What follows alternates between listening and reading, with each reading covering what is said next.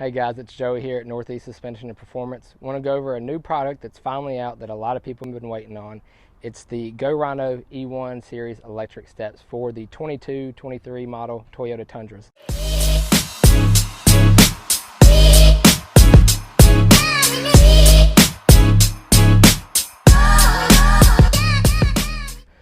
Something really cool about this design that I've liked after installing a few sets is the 3-bracket design. That's going to make this thing a lot sturdier than most of them, and it's also got a dual motor feature for the front and the rear. So 2 motors, 3 brackets per side, very sturdy, heavy-duty board, rated for 600 pounds on each side. A couple other key features is that it's actually got LED lights right where you're stepping, so whenever those boards come out, the lights will kick on, let you see exactly where you're going.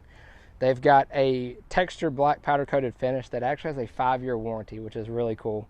And the boards and the material themselves, as far as the hardware go, have a lifetime warranty. So Go Rhino E1 Electric Series steps, brand new on the market for the Toyota Tundras. Come and see us.